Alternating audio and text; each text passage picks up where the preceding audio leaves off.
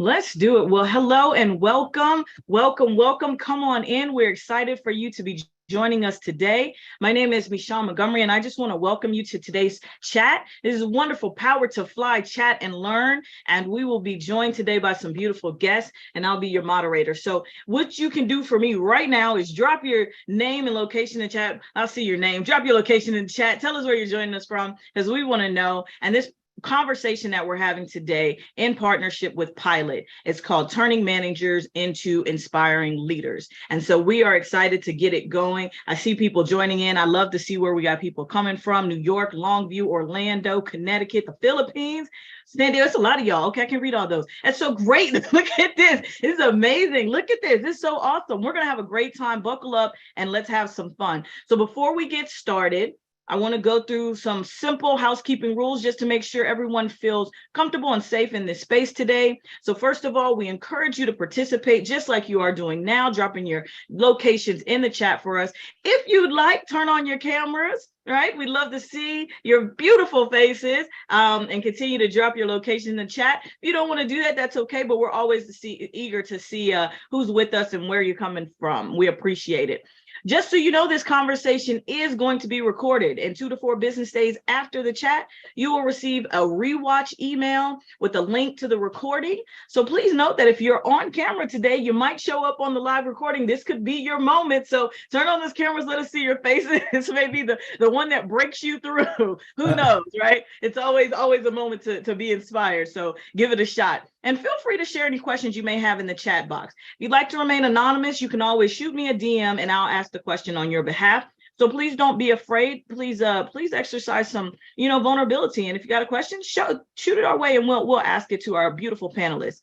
So speaking of panelists, let me introduce you to Ben Brooks, who is here from Pilot today. I want to tell you a little bit about Ben and give him a chance to say hello.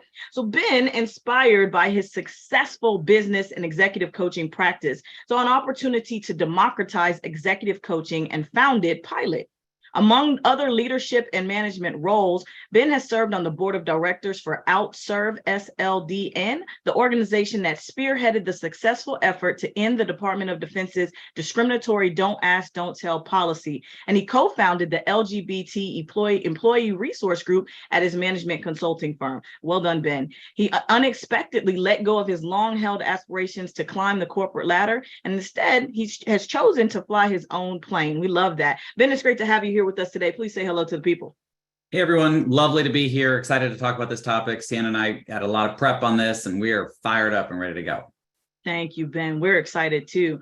Also joining us, we have the one and the only Sienna Brown here with us today. Sienna Brown is the Senior Director of DEIB at PowerToFly and a globally recognized speaker. Her mission is to build a new wave of leadership focused on inclusion and intention in the workplace so that every individual has an equal opportunity to reach their full potential in their personal and professional lives.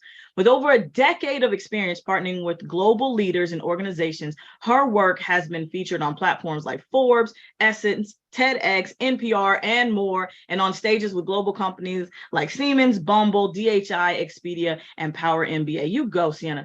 Intersectionality and inclusion are at the center of all she does, and she leads a diverse team of DEIB experts that provide insights and expertise for PowerToFly's clients and communities across the globe. Sienna, it is a true treat to be moderating this chat with you on the panel today. Please say hello to the people. Hello, everyone. And it's lovely to be here today. I'm really excited. Also, to not be coughing, and Ben, to be in collaboration with you, sharing a little bit more on how can we transform managers to also be inspiring leaders. So excited to be here today. Let's do it. Let's do it. Ben and Sienna, we have a great lineup of questions, and I cannot wait for us to get started. One more note before we dive right in. For those on the line today, please note that this event is eligible for SHRM and HRCI credits. The IDs for today's sessions are 23-MQSEE, and that's for SHRM, and for HRCI, it's going to be 62895. And I believe we're going to drop those in the chat for you. So we'll go ahead and put those out just in case you all need those numbers. 23MQSEE for SHRM, and for HRCI, that's 62895. Okay. So with all that, those are the formalities. We got the stuff out the way. Are we ready to dive in, Ben and Sienna, and just have a great conversation? I'm gonna relax and lean back. I'm just talking to y'all today because I think this topic is so absolutely amazing. So we'll just kind of go back and forth in dialogue and see where we're at. And you all feel free to jump in as you see fit, and I can direct some questions here or there. But let's just chat and talk to the people, right? So we'll jump in and just start, Ben, with this question. I'll direct it at you, and then Sienna, by all means, throw some thoughts in there too. But real simple, what's the difference between managers and leaders? That's cut and dry, isn't it? Well, I will dive right into that. I would ask, just in the spirit of inclusion, since we got the chat open, if you all came here for a reason, something you want to get answered, I would love to know why you're here today. There's hundreds of people. We had over 1,000 people registered for this thing. It was great. We have people very interested in this topic. So it would help, I think the three of us to know why you're here, what you're hoping to get out of today, a thing you're struggling with, what you're interested in or passionate about. So if you could just drop that in the chat as we talk to that first question about managers versus leaders, that would be a big service to me. So I think for me, managers and leaders, manager kind of has the not so great brand. Leader's the sexy one, right? Leader is the luxury car. Manager is like the kind of that used sedan, with a lot of miles, but like still is reliable. But really, managers and leaders play hand in hand, right? Management, fundamentally is the achievement of results through others. That is the definition of management, is the achievement of results through others. You have to organize and allocate and set expectations and set deadlines and provide feedback.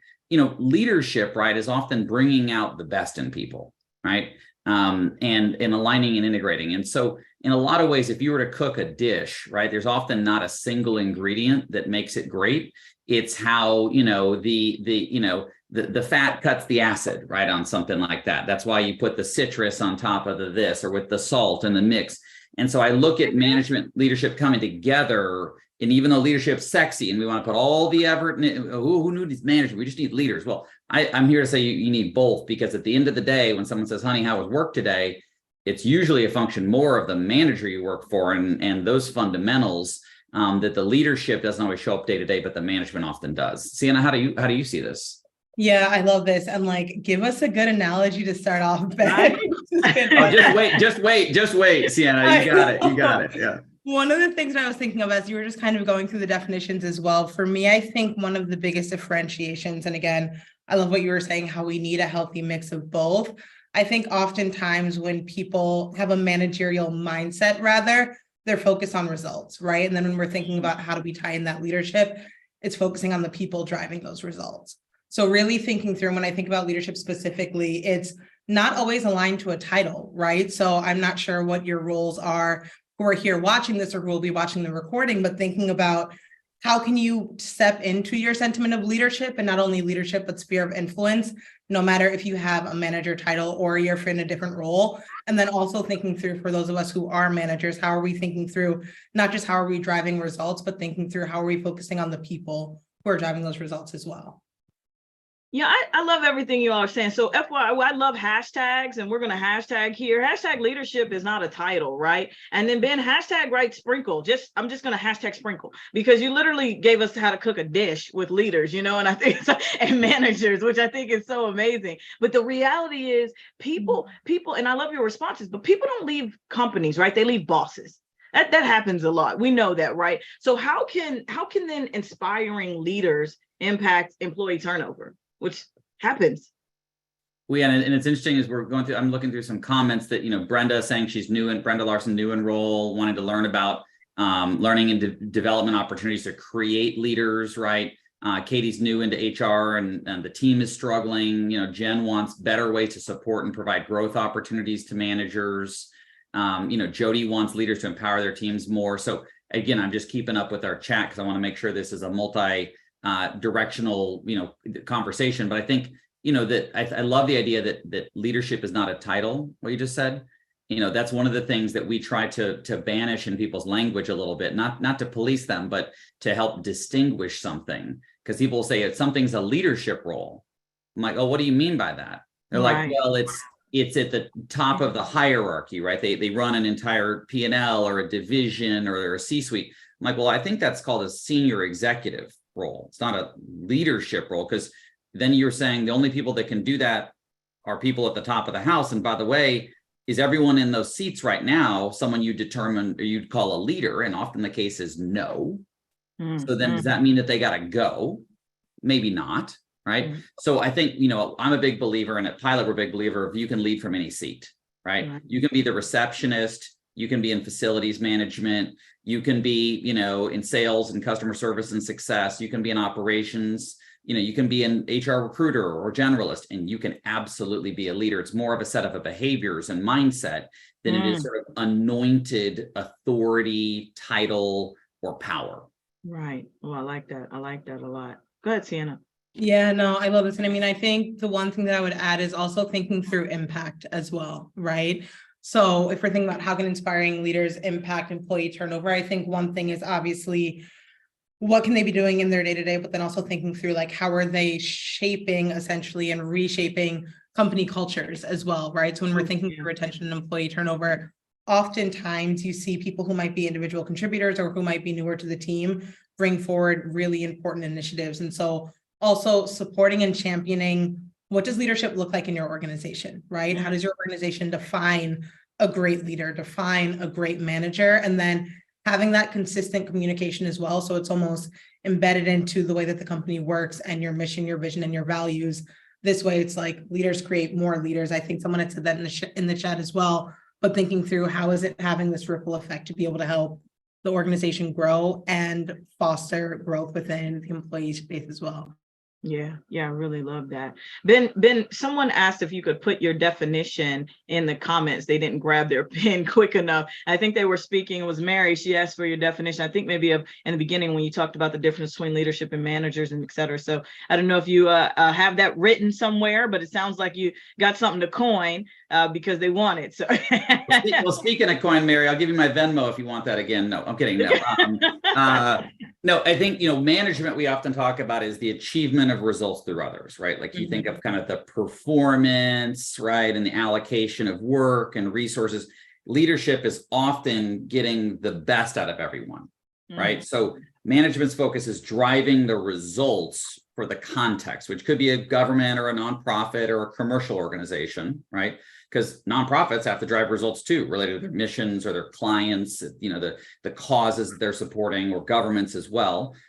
Sean just celebrated 20 years of service with the Air Force, and we talked about that earlier, right? Yeah. Air Force got a big mission, United States Air Force, right? Largest employer in the world, United States Department of Defense. And so, important things to achieve. But leadership, right? You're often figuring out how these component pieces come together, and it's about kind of tapping. If you think of a 9-box in HR, if you ever done a talent review where you've got the 9-box and you've got performance on one axis and potential on the other, I often think that that x-axis of performance is a lot about management. The potential action is a lot about leadership on that axis, the y-axis. And so that comes together, and you get to that box 9 when you do both. It's not either or, it's both. And sometimes I notice that organizations will, to make, leadership very sexy. It's all about leadership. It's all about leadership. And they kind of bastardize the management. And then you got people that can create a really amazing vision, and they rile up a crowd, and they're, and they make courageous choices, and, all these things. But at the end of the day, maybe they're not good at making plans, or being very organized, or allocating the right things to the right people, or setting expectations, or measuring and optimizing, or some of the fundamentals around management that make a good day at work, right? Do people have a clear schedule? Do they know what they're supposed to be working on? Is there integrity with things like meetings and, system usage and documentation? These are things that are unsexy, but that are fundamental to that performance axis. That's right. Yeah, I love. This is good. I hope you all have your notepads, because this is good stuff. I wish I could do 2 things at one time and type and speak, but, and Michelle, but that's okay. I was wondering if we could just ask everyone to put a yes or a no in the chat if they have a definition at their own organization of leadership. Does your organization, everyone's probably used the word leadership in your organization. I bet 100% of people on this call. But is that defined, like written down or agreed to? Do you have a leadership model or framework or definition? I like that. Let's see what we get. Damn near 100% no on this. Oh, wow. And a little bit of ish, right? So that would be one of those things that fundamentally, and there's a lot of different points of view, or there's a wide spectrum of perspectives around leadership, and you can get into some DEI bias on that you want to be mindful of, because sometimes we associate leadership with traits or characteristics which can be highly associative with demographics, right? So and so we want to be thoughtful in how you define that, but that would be one of the most important things, right, to consider as a practical thing to walk out of this with is, can we put on paper and start defining what we mean when we say that? Because if Sienna and I both say leadership in a meeting, but Sienna means X and I mean Y, it seems like we're aligned, but we're actually totally misaligned. And by the way, if you have two people, you're going to be misaligned. Talk to anyone that's married, right?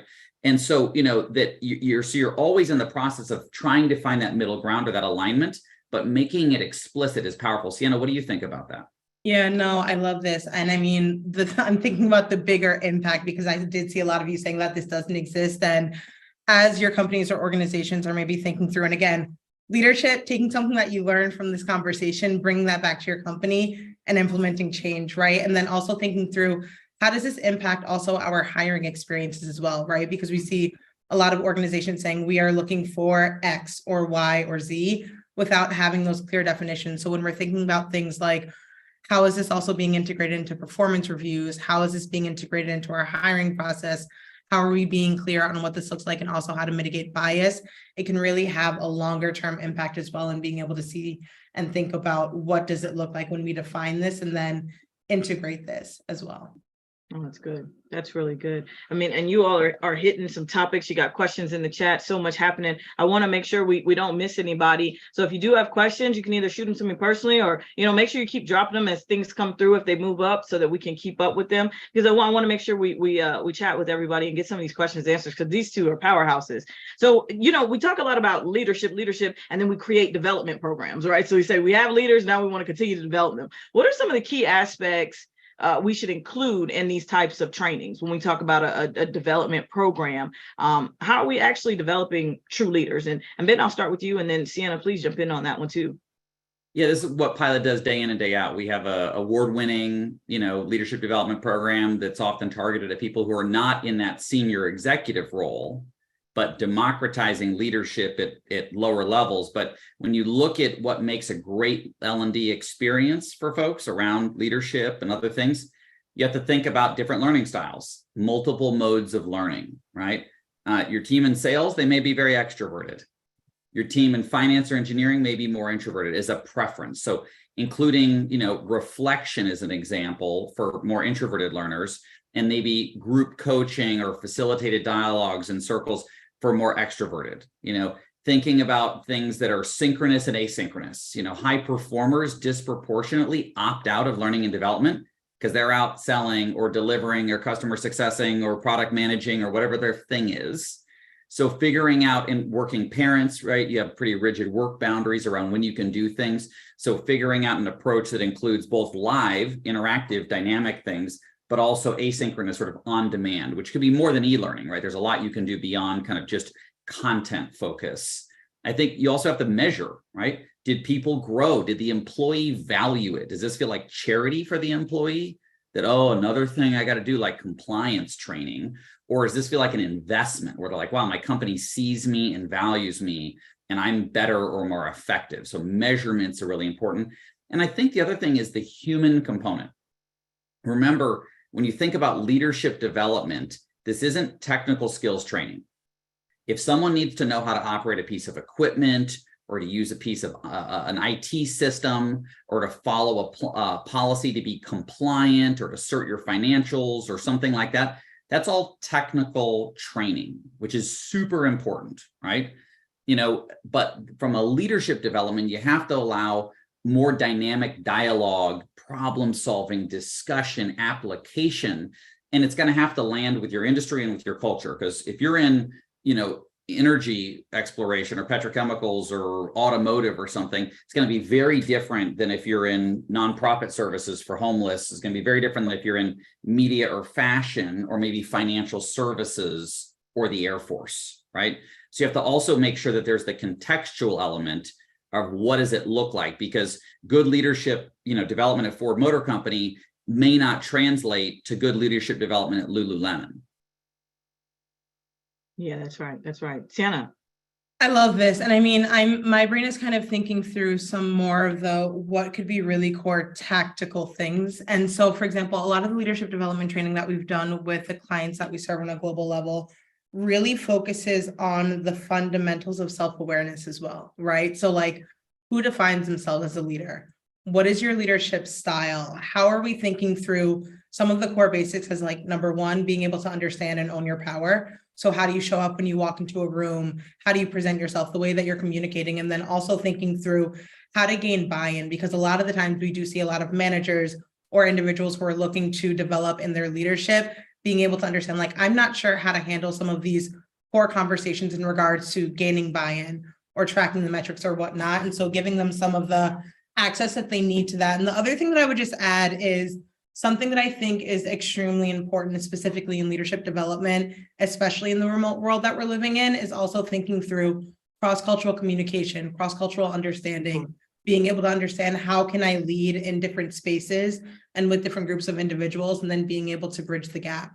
So when I'm thinking through just like some of the core things that we've really seen be able to stand out, it's starting with that awareness of what does it mean to be a leader and what does that look like for you? And then also how does that leadership expand externally as well? I love it. Love it. Ben? Yeah, I mean, I just building off what Sienna said, I think that own your own power. I mean, I've got goosebumps under my lime green, corduroy shirt here today. Employees often see that they have a smaller locus of control than they actually do around their employee experience and what they can do.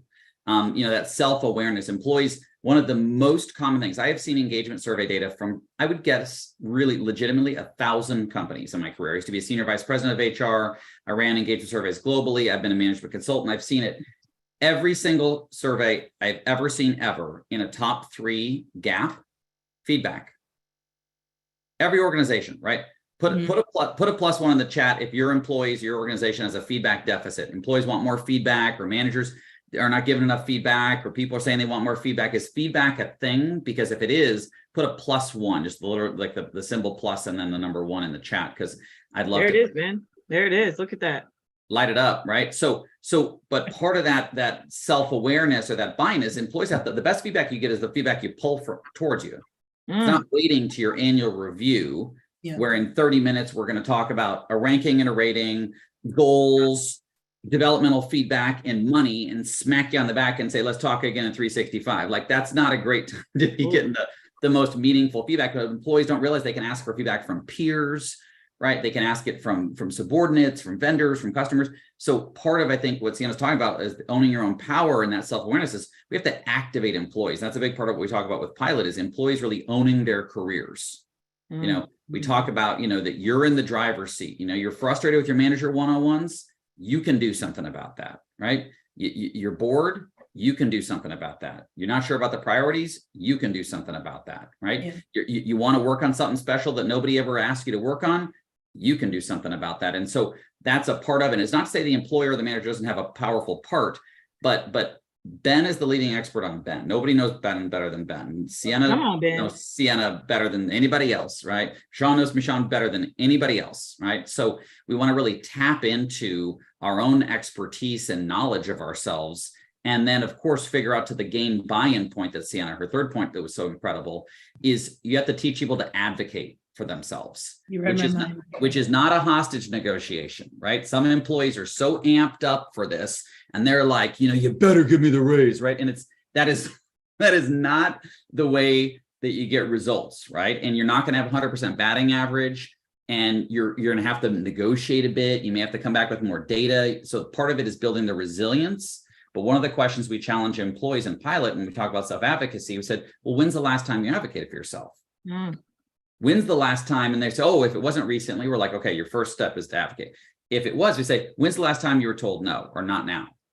Well, you're probably not advocating enough or for the right things. If that, you got to kind of find where those boundaries or lines are, and that's a part of it. And one's demographics, the household they grew up in, or other personal demographics, massively shape their perception of self-advocacy, how they'll be perceived. What, people come from cultures, they don't want to be the tallest poppy, right? Because the tallest poppy gets cut off. That's a common thing in parts of the world. You put your head down and you work hard and it'll all work out. That's not necessarily the case, right? And so we have to level the playing field about sort of, making transparent sort of these unwritten rules of work, which is a big part of my passion around what we do with pilot. Yeah. Oh, Ben. Go ahead, Sienna, please. Yeah. I want to hop in really quickly. I'm loving this conversation, Ben. I'm going to go back, watch the recording, and take some more notes on what we're talking about again. But something, and like a question that I want to ask all of you in the chat, Ben, I'm taking notes from you, is what is your legacy that you want to leave with your current role or with your career? And I think that that's a question that, as we're talking about advocating, as we're talking about figuring out what does that look like, I think something that's also really important for all of us to think about, whether, no matter what position that we're in, is like, what is the story that you want to leave behind? Because that's also really going to be able to help you understand, again, what is priority with the work that you're trying to do when you're looking at advocating for yourself. What are the things that really matter? Because I think oftentimes, and going back to what Ben was sharing before, we have so much more power than we realize. And sometimes just bringing that to the table is what can, sorry, it is 7:30 where I'm at. My brain is tweaking out. It is what can really get us forward in creating the legacy that we want to leave in the organization that we're in, and then in our career overall. So just thinking through that is as we're advocating for ourselves as well. And the other thing I just want to say is practice, right? Practice with something small. If you're okay, I feel really uncomfortable, whatnot, practice with something small.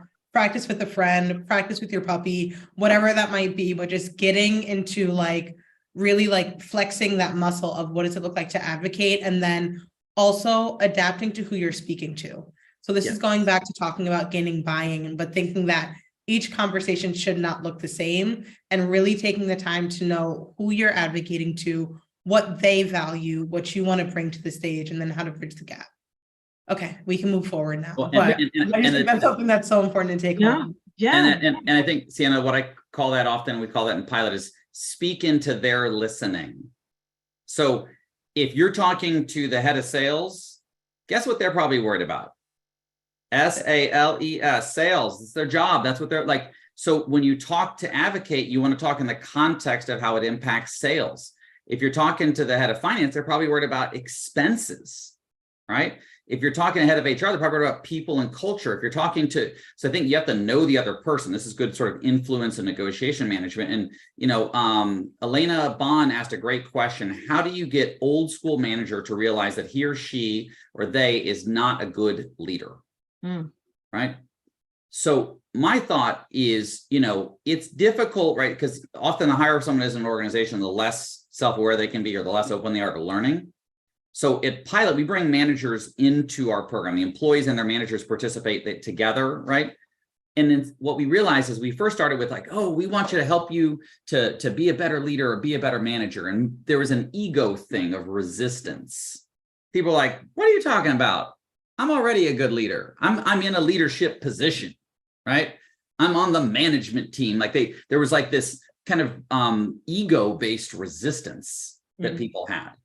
So we flipped the script a little bit and we said, well, what's going on with you? What's driving you nuts, right? Good, sales is where are you frustrated? Where are you stressed? What would you do if you had an extra 4 to 8 hours a week? What would you do with that time?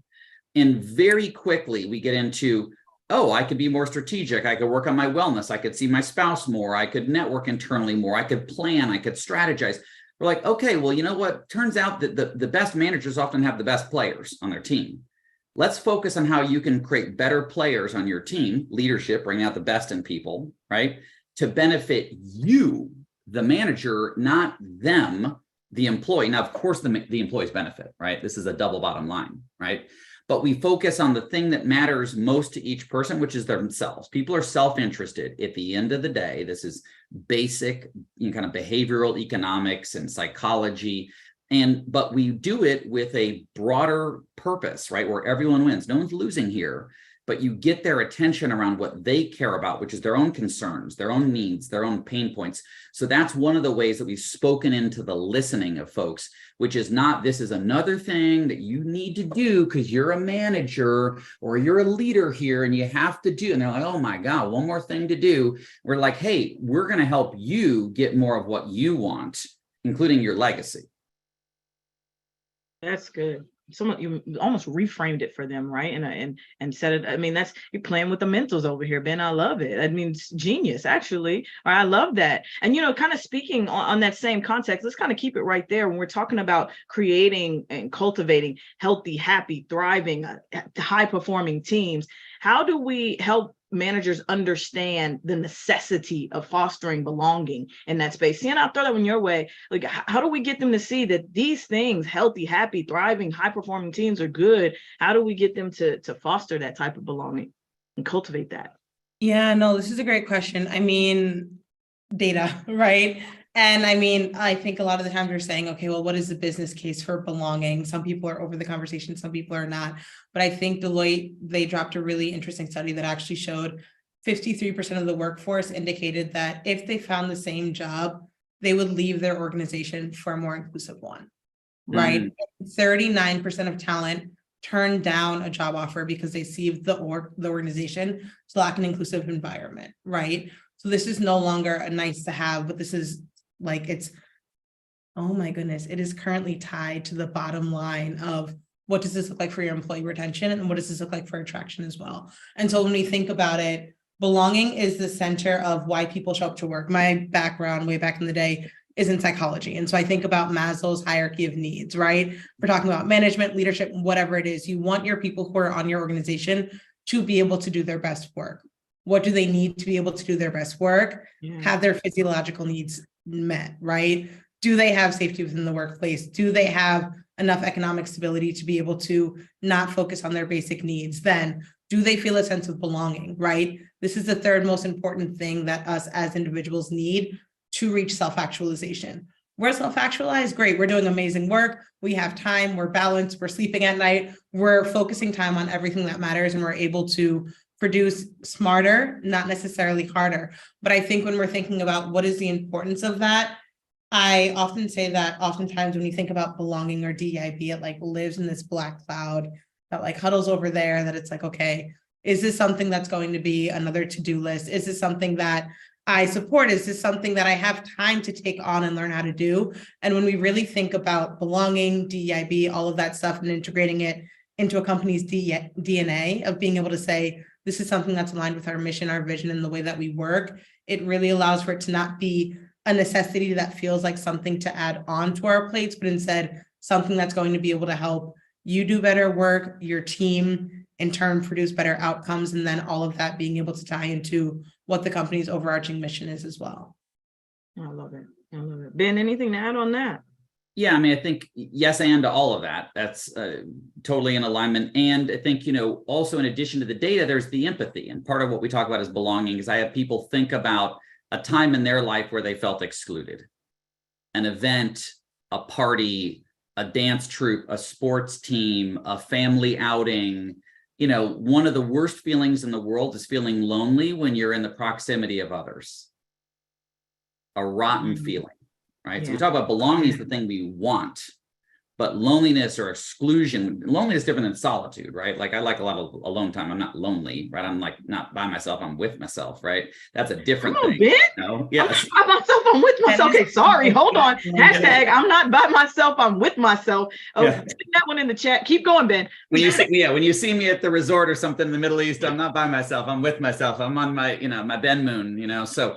But I think that the empathy of helping people understand that feeling that nobody likes can exist at work.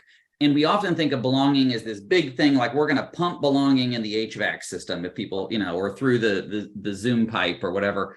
But it's often the micro moments, right, that are the belonging. that we're all going to lunch and someone's at their desk and maybe their headphones are on, or maybe they look busy, and we don't say, you know, Michonne, do you want to come to lunch with us? Right? Yes. Or in the staff meeting, we're all piling on about someone's idea and we don't like it, and no one says, hey, hold on a second, we didn't even let her finish. Right? And disproportionately probably be a female we're going to cut off, right, because of our biases. So you know, or we don't. So often the psychological safety and the belonging is in these small little gestures. I remember when I was in management consulting, I founded the ERG group. We had no partners that were out. I'm gay. We had no partners that were out. I had moved to New York City 15 years ago. And I'm like, what the heck? Everyone went to Ivy League schools and this is New York City. And I had more people that were out when I worked at Lockheed Martin with the military, little, you know, this. And I remember John Krupa, our partner at the firm, and his wife were at the holiday party. No one had ever brought a same-sex, you know, partner to a holiday party. And John Krupa and his wife, and John's a pretty conservative guy, right? I know about his politics, I know some other stuff like that, but a real decent human being. And John and his wife invited my boyfriend at the time and myself to sit down with them at their table, and just were lovely, like we were just anybody else. And I like the inclusion and belonging I felt in that moment from John. I wanted to run through a wall for John. I got sales leads as an analyst that closed deal, like stuff that people never do. And I did it for John because John showed me such respect and decency. And it wasn't some grand, you know, performative gesture. In the corner of this room, I don't know if anyone even saw, this wasn't some huge statement on the intranet or, you know, on social media that was sort of performative and, you know, virtue signaling. It was decency in a micro moment. And so I think part of belonging, we have to take from this big capital B belonging banner to think about belonging begins with me. And what could I do right now in this moment today, in this meeting, in this conversation to foster that, because it's everyone's job and it happens in the smallest of moments. Oh, yeah. Sienna, I know you got stuff. I know you got something for this. Yeah. No, I love this, Ben. And I mean, I think that that's just like, thank you for sharing that story with us. The thing that's coming to mind for me is also thinking about what happens if people don't care, right? So I think, Ben, the example that you were sharing is like, that's an example of an amazing ally. And I think that, again, when we take that step to be inclusive leaders, that's the impact that it has. Something that you often find is like, okay, this is great, but what does it mean? And what do we do when individuals are like, okay, this is nice, but it doesn't impact me, right? So is this going to be my top priority, not giving everyone space to present first in the meeting? Or is it really my top priority if I mispronounce someone's name? Does it really matter in the long scheme of things? And I think something that's so important is like when we're thinking through psychological safety specifically, actually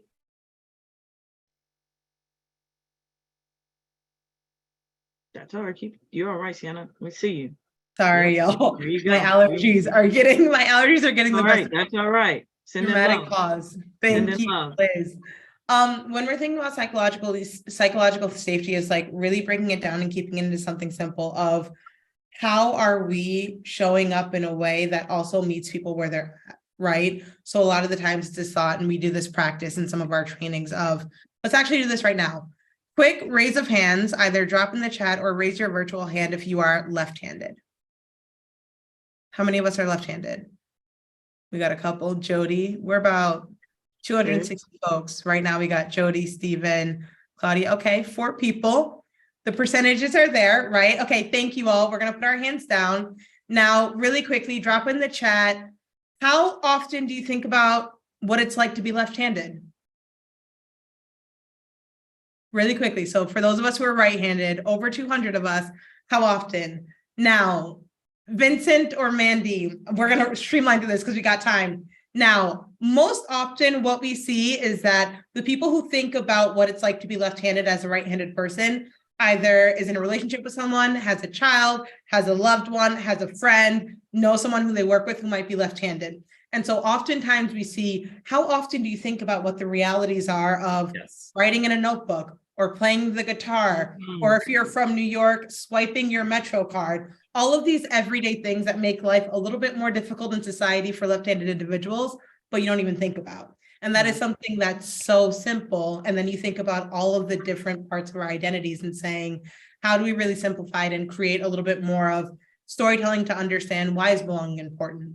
How often do we not put ourselves in the shoes of others? And then how can we kind of start centering, number one, learning about others, being sure that we're creating a sentiment of psychological safety in the workplace, and then going back to what Ben was sharing about before, but actually gaining feedback from folks and doing that consistently, and then being able to say, how are we centering what we know that our employee base needs to show up, bring it back to the title, but like as the inspiring leaders that are going to have impact within our organizations. Yeah, this is, first off, I love the left hand, right hand. That's just classic. I love that. And you could see from the responses, right? It was evident. And you said it, unless you have a partner, my partner's left-handed, and I didn't think about it until then, I was, and now when we eat, I'm always thinking, what side do I sit on? Always now, right? But not before. It's really great. And we talked about psychological safety. We've been kind of saying that word a few times. One, for those that may not know, let's define psychological safety. What does that mean? And then I want to know, like, how do we measure it? So we've talked about creating it and having it, but is there a way to measure it? Ben, and I'll throw that your way. And then, of course, Sienna, please jump in there. Well, I'm going to bring into this psychological safety conversation. Lacey Hatcher said, so many of our recent hires have told me that exactly. They're looking for a great culture fit. The actual job is secondary. We went over a whole team of individuals because they recognized that our organization was a better fit than the one that they were currently in. So I'm not sure how many of you are Ted Lasso fans. If you watch Ted Lasso, put a +1 maybe in the chat. If we got some Ted Lasso fans, we might blow up the entire platform here. The show's so freaking popular. But like Jamie goes to another team and then comes back, right? And different players like Coach Nate goes from one team to another. Performance is contextual, right? So if you're really good, right? You could think about airline meals, right? When you cook on a plane, right? Or you have food, at elevation, it tastes different, right? When you ski on the East Coast on the ice, it's different than skiing on the powder in Colorado. Like, the context matters. This is why when we hire a senior executive from another organization that was really successful and they flame out in a different organization, doesn't mean they're a bad executive. It may be that the context wasn't ideal for their performance. Belonging and psychological safety are a part of the context.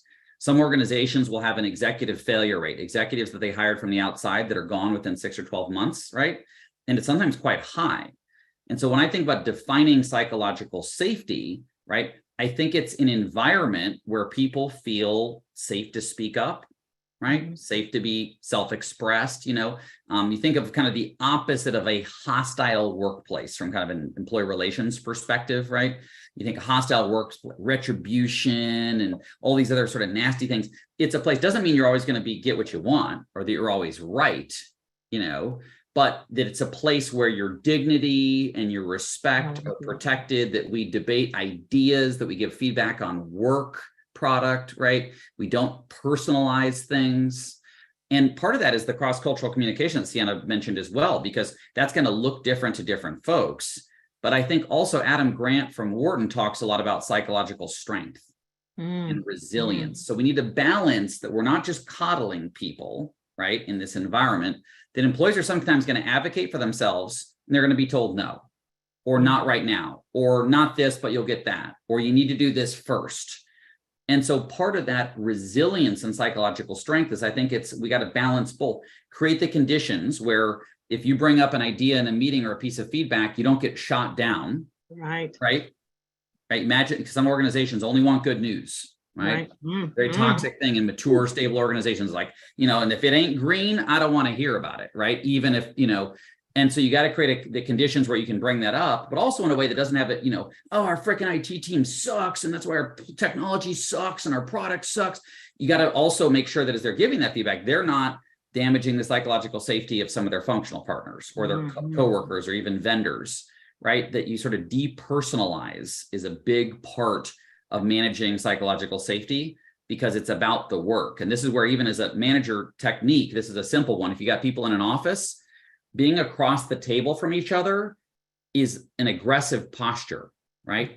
Oftentimes you'll see, like, good HR people have a round table in their office in addition to the desk. And if you're going to look at something, you put it on the table and you sit kind of side by side and you look at it together, And it's the work that you're giving feedback on, or the process, or the problem. You put it on a marker board, and it's not Sienna, you're the problem, or Ben, you're the problem, which gets into a tit for tat aggressive thing. So even your body language or your facility design or the agenda you set, the intention you start with affects psychological safety. Oof, yeah. Ben must have been in the military. He said some organizations only want good news. That's all I know. You better talk green, and it better be good. Mission or don't success. Talk about it at all. You know, that's it. That's a really good, Sienna. I see. I know you got stuff on this here. Yes, this is good. I love this. No, and Ben, I'm just plus oneing. I'm doing a lot of mental plus ones to everything that you were sharing. For me, psychological safety, I'm at a place where psychological safety, I feel like it's become a lot of a buzzword, right? Yep. Like really quickly, raise your hand if you actually know the definition of what psychological safety is, or put a +1 in the chat. Okay, +1, we got some. Okay, perfect. I want to read to us 3 different definitions of psychological safety. All right. The first one was, and this is the one that's most commonly referenced, and this is by Amy Edmondson in 1999. The belief that one will not be punished or humiliated for speaking up with ideas, questions, concerns, or mistakes, and that the team is safe for interpersonal risk-taking. In 1965, so like psychological safety has been around for a while, y'all, right? 1965, it was first designed as a person's anxiety about being basically accepted and worthwhile, right? And then my personal favorite in 1990 by William Kahn, the sense of being able to show and employ oneself without fear, going back to what Ben had said, of negative consequences to self-image, status, or career, right? Why are we going on a history lesson? Because I think that it's really important for us to take a moment and imagine the time where we were working in an environment where we felt like we had to micromanage everything we said, how we said it, how we show up, what are we wearing, how are we thinking, did we speak over it? It's exhausting, right? So like I keep on going back to what do we need to be able to do our best work, and especially as we all have some role of leadership because you all are here and investing in your growth and really thinking through how can we show up to be able to create spaces where individuals can come and do their best work while feeling like their best selves. If I had to simplify it, that's what it would be, right? And being able to think through that again, going back to what Ben was saying about the small moments. And so questioning and asking yourself, looking at the way that we currently have things set up and being able to say, do we have spaces where everyone can actually share in meetings? Or do we have the order where the same people or the loudest people are going first? Asking ourselves questions where, are we leading by example in regards to when a mistake happens, how do we go about solving it? What are the ways that we are empowering others when we're thinking through, quote unquote, opportunities that we can be improving on, right? The other thing that I would think through is also thinking through how are we being able to not just have different seats at the table, which I think is something that people talk about quite often, but actually thinking through how are we building a bigger table? Right? Because then when you think about psychological safety, that creates for the individuals who are in that space to then take those best practices and then pass those along to others. So when we're thinking about, again, either what we currently have in our processes or what we want to kind of be diving into in regards to, sorry, I'm distracted by the chat, in regards to psychological safety specifically, really thinking through what is one small thing that you can do today, no matter the title that you have right now, to be able to integrate psychological safety into your day-to-day work. Yeah. Oh yeah. I'll give us a couple seconds to drop that in the chat, and then Michelle, I'll pass it over to you. Well, and I think, and I'll just add one quick thing is just when we think about growth, I bet 100% of people in here support employees growing, managers growing, leaders, develop. We all, like, everybody's in violent agreement. We want to have people grow. But if you've ever raised a kid, trained a dog, learned a sport, played an instrument, guess what you have to do first to grow? You have to suck. Right? You ever seen someone learn to do stand-up? They bomb a few times, maybe a lot of times, right? Someone's first, first book, and editor is like, well, I got some notes, right? It takes a while before you get to that mastery. So part of the safety is you're going to get to learn. You're going to get to try something. We can't just have the person who's the absolute best at it always do it. We have to give the person who hasn't led the sales pitch or presented to the board or done the analysis or drafted the thing. And so part of the safety, as much as we think about it in a feelings sense, which is super important experientially, it's also tied to just growth in capability and performance. that we have to give people the opportunity. And I always use the 70% on delegation. If people will resist delegating if someone doesn't do it as well as I can, or I'll just do it myself, or it'd be faster for me to just do it. All the rejection we get around the idea of delegating. I said, look, your goal for delegation is someone can do it is 70% as good as you. 70%. So you have to tolerate a pretty wide 30% margin of imperfection. Yeah. Because management is the achievement of results through others, right? Leadership is fulfilling the potential in others. And so you're only going to do that if you allow the space for someone to get not an A+ on it, right? They're going to get a C. They're going to get that passing C-, right? And that's okay, because that means they got 70% of it right. You're going to give some feedback. They're going to get that to a C+ and then to a B-. And that's how growth happens, which is how you get scale and leverage. So managers aren't just flooded with work. Okay, y'all. Yes, really Sienna, please go ahead. Come on now. Ben, no, I love this. And I just think for all of us who are currently in organizations, I think it's really important to also proactively schedule time for that transition to happen as well. Ben, I think something when we were talking about delegation, I love it. And it's like, how do you go from delegating tasks to outcomes to responsibilities to outcomes? And I think oftentimes in different organizations, we're trying to go so fast and do so many different things that oftentimes it's really impactful if we pause and create that space, so that when we're thinking through feedback, employee growth as well, we're giving space for that C+ as we're on the path to an A, I tell you what, right? You all are speaking beautiful language, and the chat is reflecting. People are motivated and excited and enjoying all of this. And what's bubbling up for me, that word failure, right? And what we've created that word to be in our minds. But if we remove that fear of failure, and someone said it here, they said in their door, it has a sign that says, "Congratulations on all your failures." My gosh, right? That's how we get to success. And I think it's just so beautiful that you all are, tying this in so well, so woven in, if you will. And so when we talk about weaving things together, I want to talk about DEIB for a moment here, Sienna. So, educating people on biases and favoritism and stereotypes and all the other things that come along with that DEIB language. How do we get management involved in the company's DEIB initiatives? And, you and I both know, and Ben, I'm sure you do too, there was this boom for a minute in 2020, and now we're seeing like this lull where people are like, I want results today. It's like, that's not how it works. But how do we get people to, so one, stay motivated, but two, how do we get companies, right, and managers particularly, to get involved in DEIB initiatives? Absolutely. I mean, the first thing that I'm going to say is data, right? So going back to something that we were talking about before, I think something that is not happening currently is actually being able to understand how to measure DEIB. And so this is actually something that we've done courses on in our new product for Power Up, but thinking through what does it look like to measure DEIB?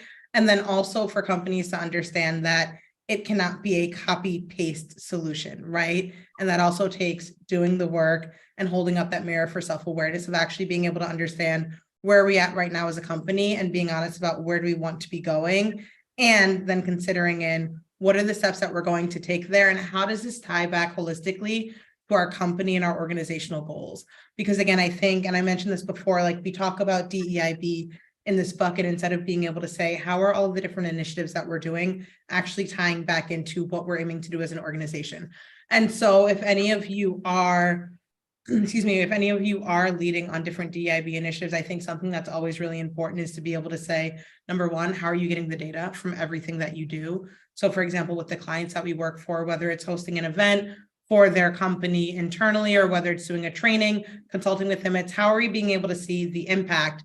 What is the sentiment that this had on belonging within your company? What is the rate lift that people had in regards to what they're learning?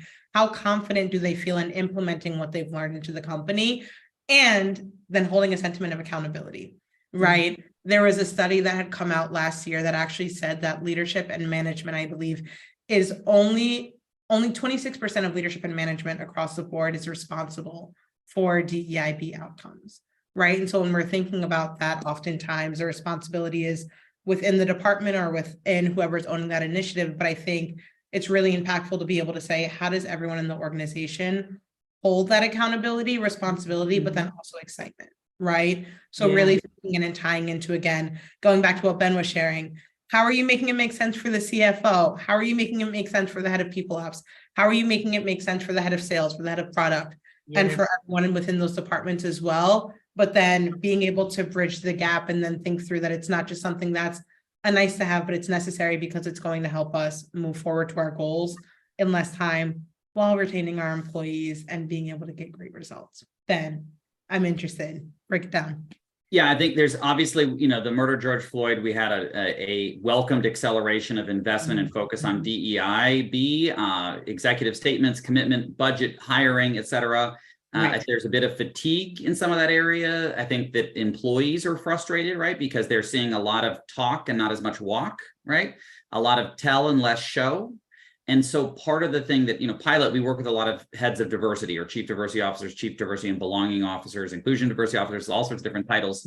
But part of it is we focus a little bit less on sort of trying to change an entire organization, which is really hard, right? And the bigger the organization based on headcount or revenue or footprint, the harder it is to change it. Imagine changing the Department of Defense or JP Morgan or something at that scale.